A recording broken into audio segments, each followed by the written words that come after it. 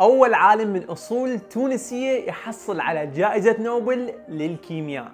جائزة نوبل للكيمياء لعام 2023 منحت لثلاث علماء واللي هم ألكسي أكيموف ولويس بروس وعالم الكيمياء التونسي الأصل منجي البنداوي. زين، شنو سووا هذول العلماء؟ هذول يا حبيبي اشتغلوا بالتسعينات على تكنولوجيا يسموها النقاط الكمومية. هذه النقاط الكمومية هي عبارة عن جزيئات صغيرة جدا مصنوعة من مواد مختلفة، كل نقطة بها مئات أو بعض آلاف من الذرات فقط. فالعجيب بهذه الجزيئات إنه خصائصها الكهربائية والبصرية تتغير حسب حجمها. فمثلا لو غيرت شوية بحجم واحدة من هذه الجزيئات راح يتغير لونها أو قابليتها على توصيل الكهرباء. أما صديقنا التونسي منجي البنداوي فهو اللي أحدث ثورة كاملة في صناعتهم بطريقة مثالية، وصار يقدر يتحكم بحجمهم بدقة عالية جدا. وهذه النقاط الكمومية موجودة هسه حاليا في تليفونك وبشاشة لابتوبك حتى تخلي